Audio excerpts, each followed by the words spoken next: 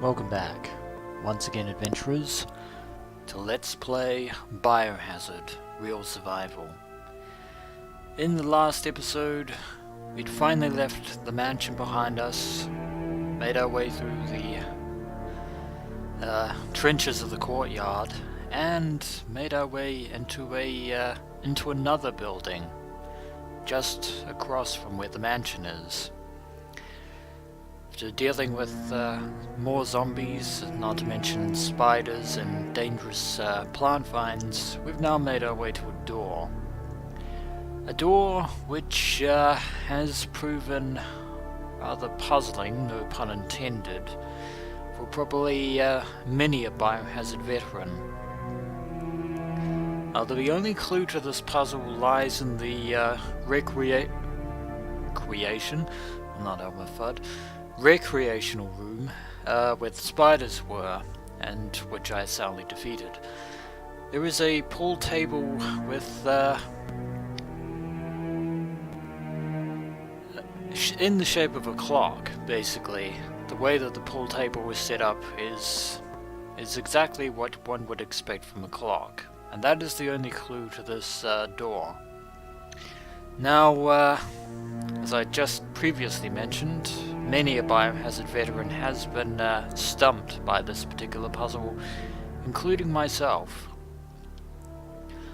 If one was to check out on a certain information site on the internet known as GameFAQs, one might be tempted to use the numbers 345. So, however, as you can see, this is not the correct code whatsoever. So let me return this to the original default pattern that one would normally find. As you can see there, that is its original default version. And I did a little bit of thinking on my part, and another look at the clock dial of screen, and came to an interesting conclusion. One might think that one might be led to believe, as I was in the previous episode, that the dark ends of those two pool cues, not cues, having trouble speaking today. Those two pool cues were could very well be the minute and hour hands, and one would be tempted to believe that it would either be 325 or 515 or some such thing, because the minute hand is longer than the hour hand. But there is something else to consider, which is the pointed ends of the pool cues, which is actually what one should normally think of when thinking of the hands of a clock, because the hands of a clock are also pointed.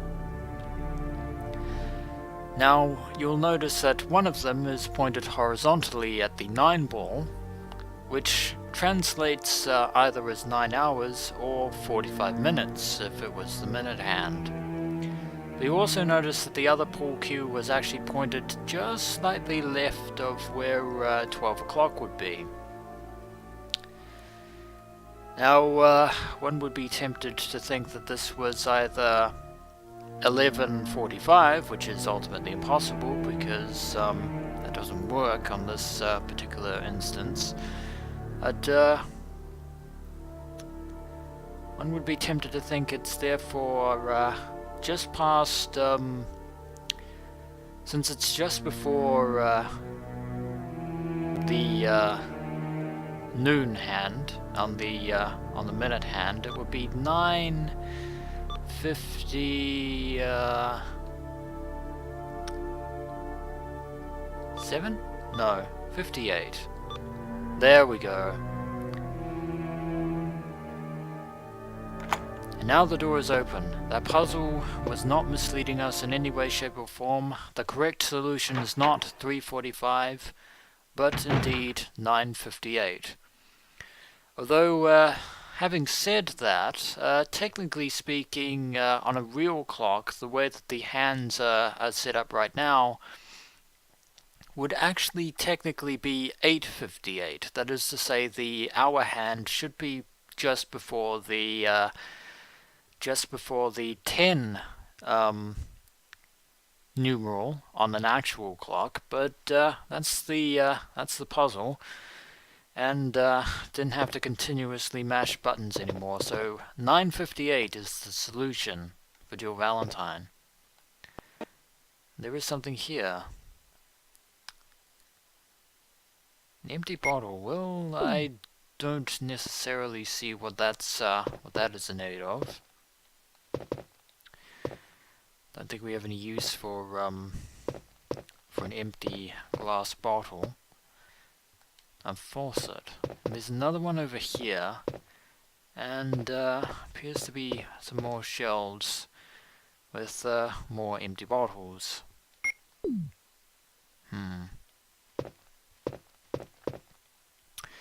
There's some chalk on the wall. A couple of instances. Something is written on the wall. 1 plus 2 equals 3, 3 plus 4 equals 7, 2 plus 4 equals 6, 6 plus 7 equals 13, 13 plus 13 equals 16.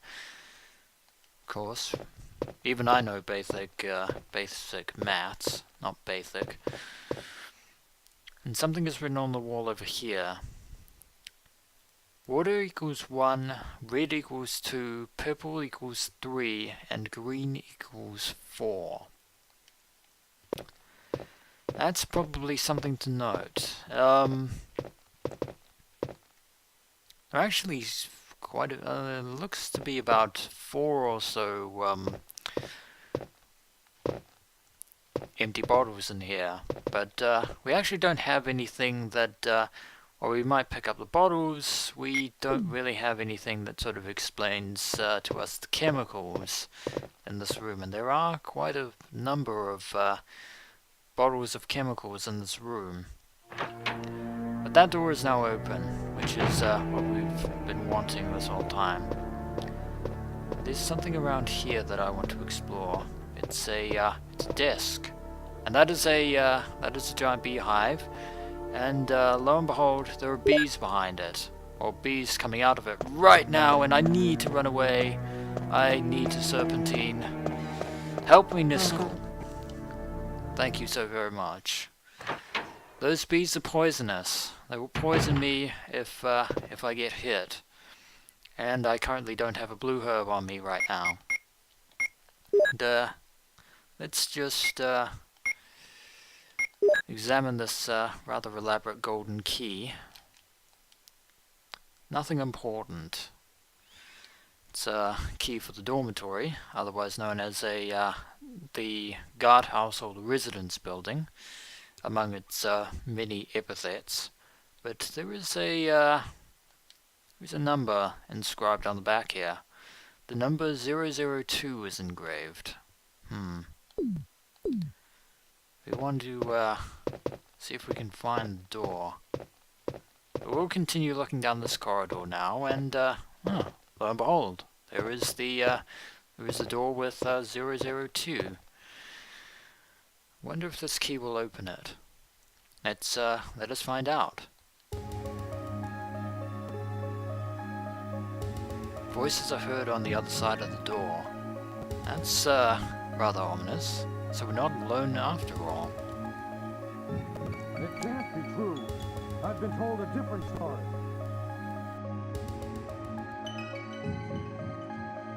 But it's not necessary for you to destroy the stars.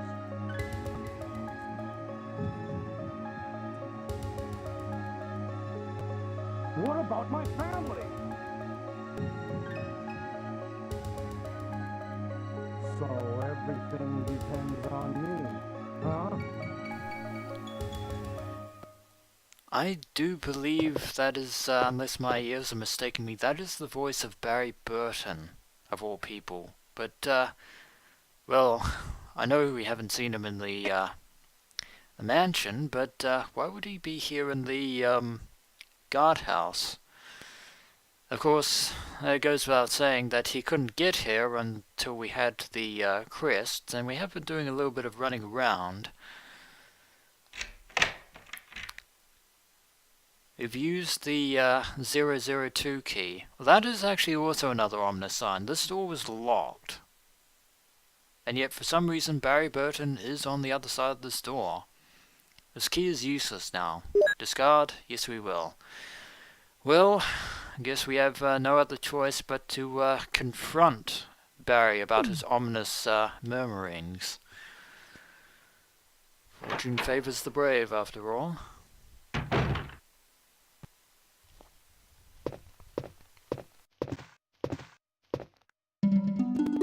Hi, Jill. Hi, Barry. I heard someone talking.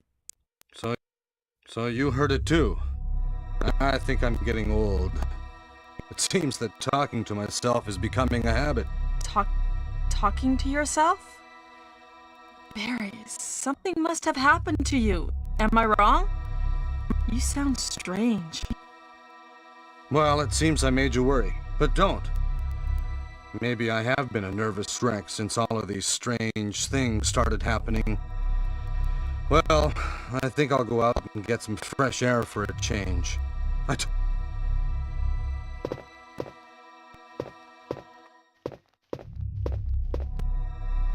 I told you, don't worry.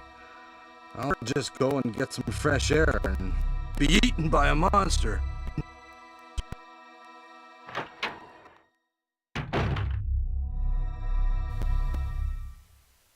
Now that, I have to say, was a truly ominous conversation there.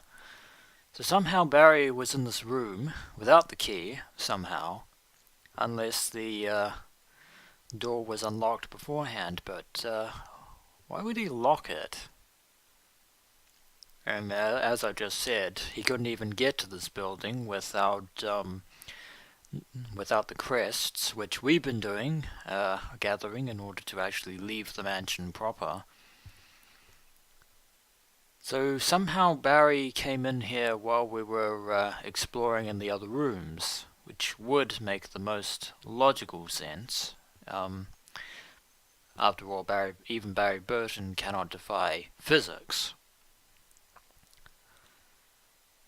While he's tried to assuage our worries by saying that he was indeed talking to himself in order to calm his nerves, which is fairly understandable given the situation that we're currently in right now, we heard something about destroying stars, and we can't exactly let that lie. It seems that Barry Burton has a few skeletons in the closet. Now, on a side note of real talk here for a second, that conversation that we had with Barry Burton right there, that is one of the alternative conversations that you otherwise would not have had in a normal playthrough of Biohazard. That is to say, remember the room with the shotgun, where we traded it for the broken shotgun and got out of that room? The corridor in front of it is actually booby-trapped with a ceiling trap that will crush you if you take the shotgun and you don't have anything else to replace it. In Jill's case, both of the doors are locked and she can't get out, basically meaning that she is absolutely stuck with nowhere to go. Unfortunately, Barry Burton arrives on the scene and breaks down the door and then utters the most unique of all dialogue in the history of Biohazard, which is, "That was too close, you're almost a Jill sandwich."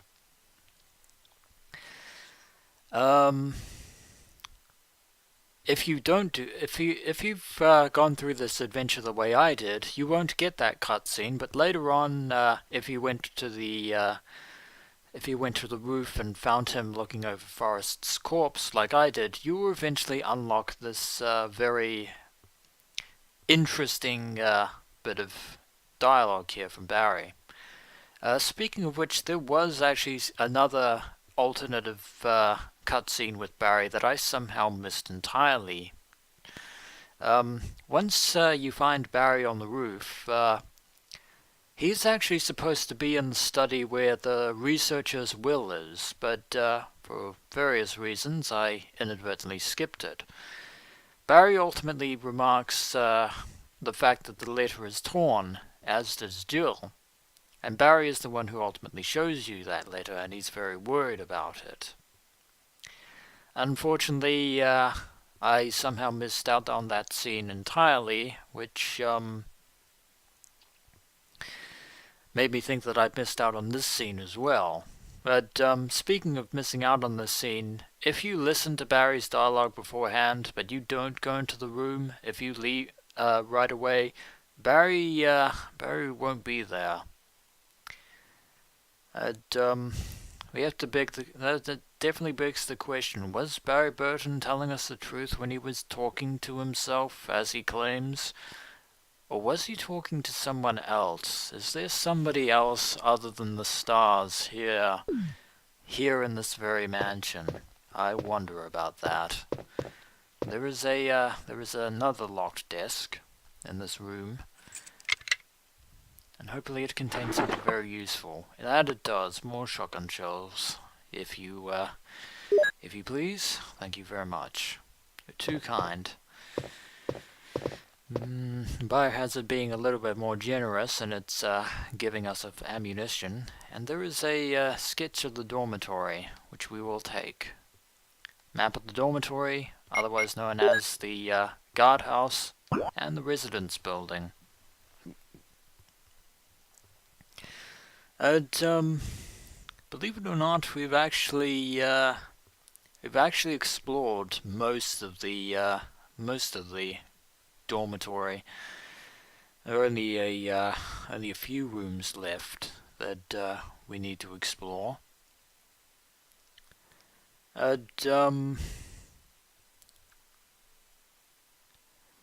Yeah, this place isn't nearly as large as the mansion per se. But appears to be something on the bed here. Plant 42 report. That doesn't bode well. 4 days have passed since the accident, and the plant at point 42 is growing amazingly fast. It has been affected by the T-virus differently than other plants have been, and shows unique shape in addition to its size. Looking at the way it behaves, it is now difficult to determine what kind of plant it was originally. So I was right on the money. We do have another living plant here in the dormitory, although this one seems to be far more dangerous than the plant that we encountered in the mansion. Also note that we finally have a name to this mysterious a little bit of a sound glitch there. My apologies, but we finally have a name to whatever it was that the researchers were studying while here at the mansion. The T-virus. Which basically means that they've been researching some sort of unique disease which is somehow taken root in the Arklay Mountains, which would definitely explain the would definitely be a huge piece of the puzzle as far as the Arklay investigation is concerned. And finally, on a minor note, that word affected is wrong. It should be affected. That should be an A, not an E, because affected, as it is not a word. There are two ways in which Plant 42 gathers nutrition.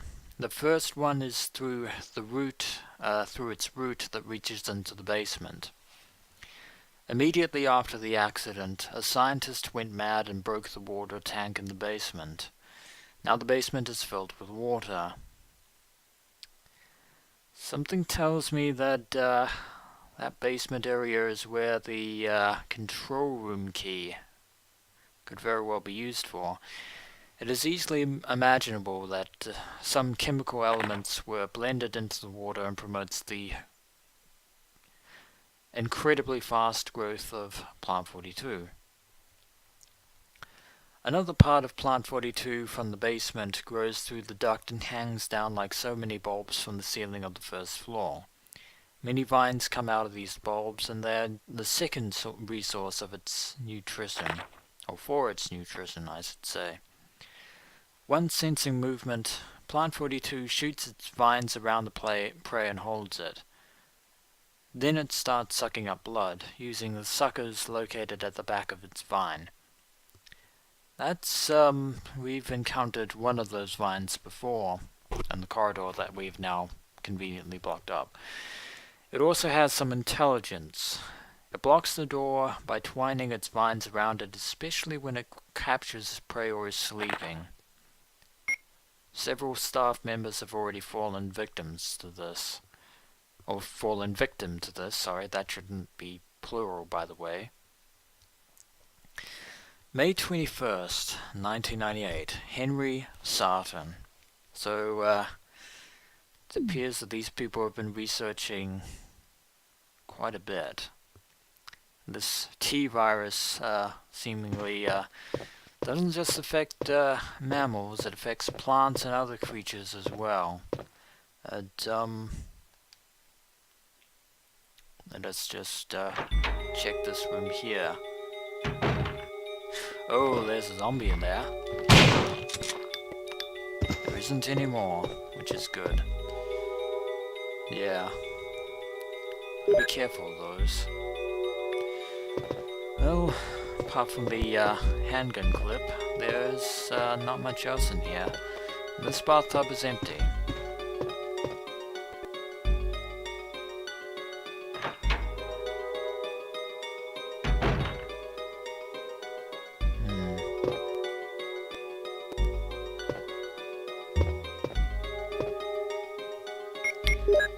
If I check the map again, there is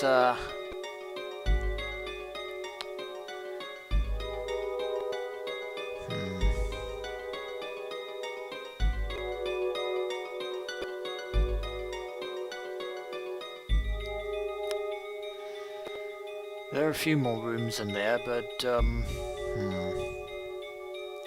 tells me that those two rooms at the far end are could very well be locked, and given what that file said, the main part of Plant 42 must reside within that open area, and it would go without stand to reason that one of those doors is blocked by its vines, which is which means we can't get in that way, and the other door to the left of the big room is probably locked with another key, because I caught a glimpse of a nameplate above that door as I was being chased by the bees. But let's just continue looking at this room a little bit more closely. See what else we can uncover. There's a window, another window over here. And there are a couple of shelves here, and there appears to be something behind them. What can only be described as a rung of a ladder, which I shall want to go down to right away.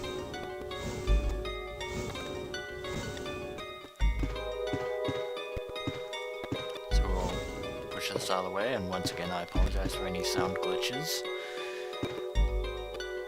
Here's a ladder. Will you descend it? Indeed we shall. Down we go.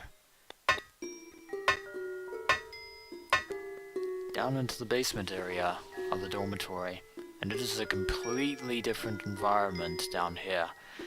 The above space was nothing but wooden floorboards, and down here is basically what can be described as a concrete bunker. There is a basement floor to this, and it is fairly sizable. You're going to have to go through there. And again, this music just sets the tone for atmosphere. And is there any... No, there isn't anything hiding in the shadows, concealed in this corner. is a wooden crate here with Zombie on the imprinted, and there's another one further down the corridor there.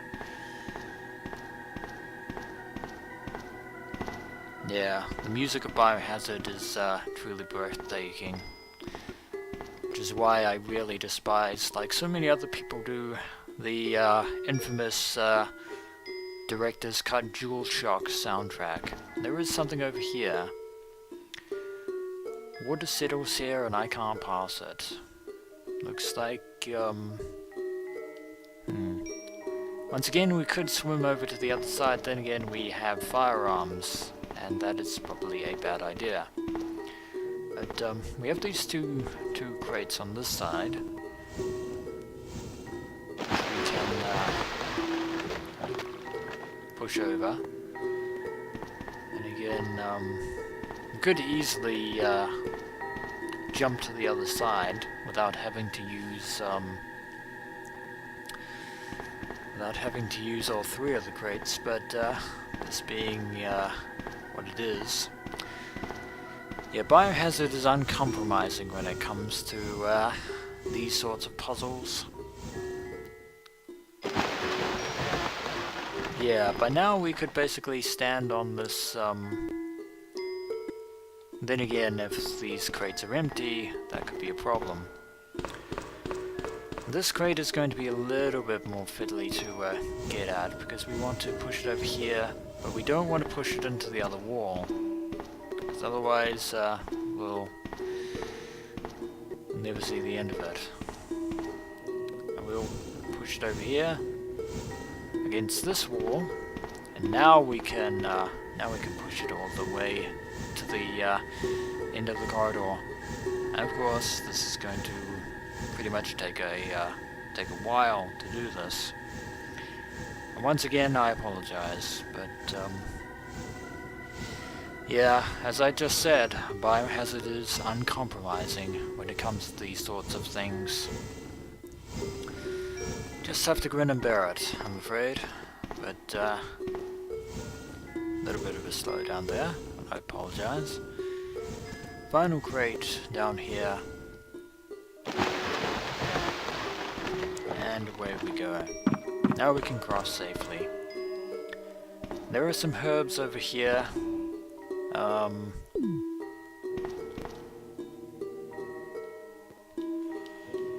I might take, and I think I might use one of them. And take the other one. There we go.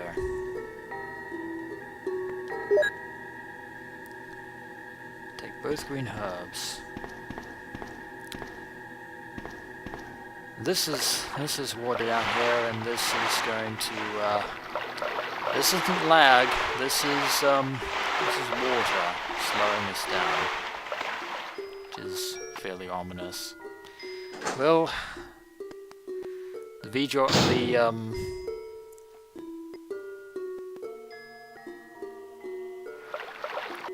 that report did say that basement was flooded.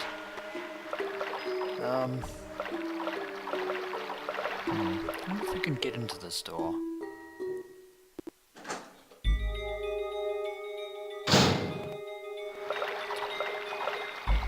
The report regarding Plant 42 did say that it was basically one of the scientists basically broke the tank and caused the water to fall out.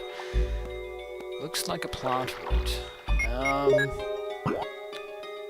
Could very well be beneath Plant 42. So this is clearly gets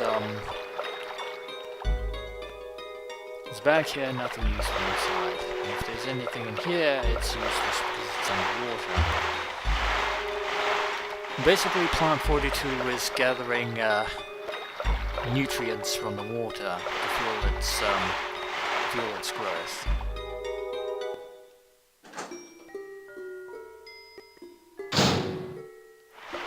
I'll just go down here. On the side, nothing to worry about. Just a quick sojourn to basically here. Oh dear, that's not good. Oh, lower hold sharks. And this door is locked. There's no key, but there is one over here. Oh my word, there's several sharks in here. But fortunately this is the control room. And the key is now useless. Discard, yes we will. Now we want to get in there as quickly as possible because don't want to get bitten by those sharks, let me tell you. And there is water in this room as well. Basically because we let a whole lot of water in. But there was probably already water in here anyway. There is there's a glowing light over here. And what appears to be a bunch of switches. There's a lever. Will you move it? Indeed we shall. And that appears to have done the trick of draining water. Which hopefully means we won't have to deal with the sharks. They won't be as much of a threat. And there is a glowing button over here. Which you also press. It was a sound from the room next door. Maybe we finally open that room. And that flopping sound is music to our ears. For my ears, at any rate. Couldn't read the panel on the side of the door, but the door is open because we pushed that button. Huh, there appears to be a nuclear symbol over here. And,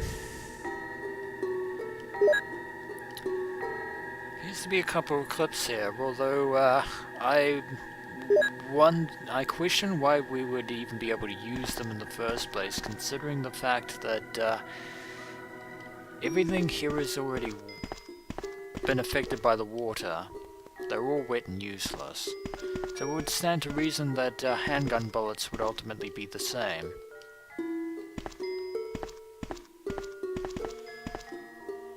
And lo and behold, more shotgun shells. Although, again, hesitant to actually use them because they wouldn't be all that useful. But there was something else over here, sparkling away. And it's another dormitory key, which is always a good sign. Sign that we're making progress. When you look at it and we examine the other side, it reads 003. It's engraved. The number 003 is engraved. So, and there's the other key. I don't think that there is, pretty sure there isn't anything else in this room whatsoever. But now we can enter room 003 in the dormitory. And that flopping sound is the sound of sharks. And I'm pretty sure that well, there's nothing on this side, obviously. I'm guessing that the tank in the middle here was where the it's a large water tank. So they were experimenting on sharks as well. The sharks are now, well, they're not going to be doing anything anytime soon. They're basically fish out of water at this point. I did take that other herb because it's in my inventory. But, nothing else we can do down there for the time being. Instead, we'll just move upstairs.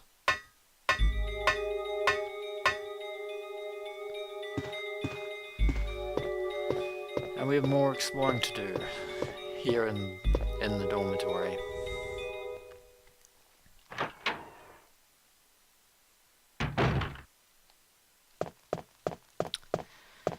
Oh, Barry did say that he was going to get some fresh air, but he would have had to have gone past all the dogs first.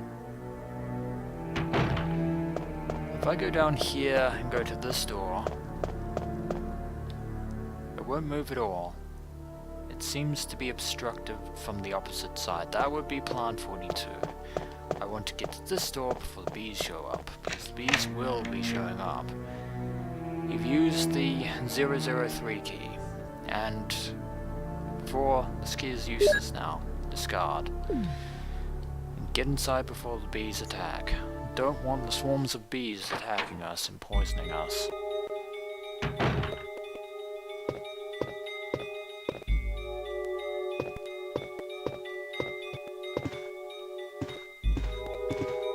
There doesn't appear to be a zombie in here, because otherwise we would have heard something.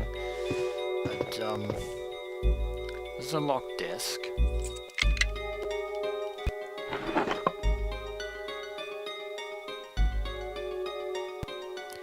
And an ink ribbon. That's probably a hint saying that I should save at some point, which I most definitely will. I'll take Biohazard up on its offer most heartily. Appears to be a collection of books, and in the middle shelf there are a whole bunch of red books. A row of red books. There's one white book. Will you take it? Sure will. Vigil report. In quotation marks. As I stated in the last report, there are some common features found in the cells of the plant infected by the T-virus. Oh, the Tyrant virus, sorry. So now we know what they called it. T for Tyrant, although that doesn't make it sound any better in the slightest. We also found another interesting fact through some experiments. We found that an element that destroys these plant cells rapidly in UMB number 16 were the series of UMB chemicals that we use for that experiment. We've named this UMB number 16 as V-Jolt. In our calculation, it will take less than 5 seconds to destroy Plant 42 if we put the V-Jolt directly onto the root. Now notice earlier in this episode I did say just moments ago V-Jolt before we found this file. That is because I have played this countless times in the past. So yeah, I'm no stranger to Biohazard. Just thought I'd point that out before anyone else does in the comment section of this episode, which I'm sure they were bound to. You need to mix some of the UMB series chemicals in a specific order to create the V-Jolt. But the UMB series chemicals may generate a poisonous gas which is harmful to the human body. Extreme caution should be taken when handling these chemicals. Following are the types of UMB series chemicals and their brief characteristics. So this basically, yeah. This relates to that room we found. UMB number 2, red. MP003, purple. UMB number 4, green. Yellow 6, yellow. UMB number 7, white. UMB 13, blue, stimulating smell, and V-Jolt, UMB number 16, brown. And basically, what that says at the end there, or just before those characteristics, is basically we have to mix it in a certain order. And believe it or not, the clue to this was actually written on the walls of that room. And this file is basically saying, get it wrong, and we get hit with poison gas. Now a book is missing. I wonder where the missing book is. I think it's conveniently sitting at the bottom of the item box in this place. We'll be going back to, but first we're going to enter into this room. There is a zombie right there, a zombie researcher wearing a bloodied coat, and there's something here. Can't carry any more items. It looks like another set of grenade rounds, although this one is coloured red, which I'm sure will be hugely beneficial to us. But I can't pick that up right now, so I'm going to head back. And run away from these.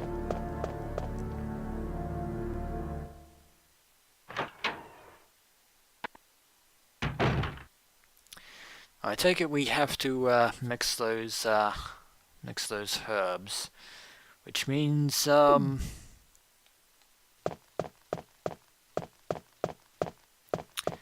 backtracking to the item room, but not to get the red book. Instead, I'm going to get rid of a few items so I can actually because there are 4 empty bottles in that room that I can use to mix the chemicals needed to create the V-jolt. It goes without saying that put the beratum in there because I won't need it, and I will also put away the green herb for now.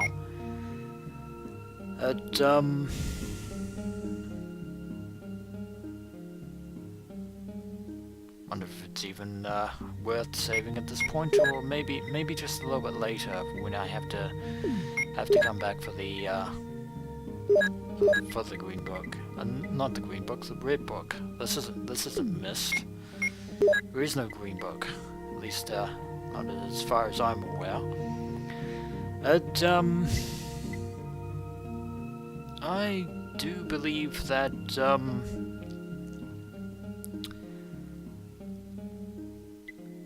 actually, you know what? Having said that, I might take the red book with me, just in case. I'll keep it on hand anyway. So, I believe that is going to be it for this particular episode of Let's Play Biohazard Real Survival. And when we return, adventurers, we shall return to the chemical room in the dormitory and begin mixing the V-jolt. Hopefully we can do this without killing ourselves with poison gas. As always, adventurers, until next we meet.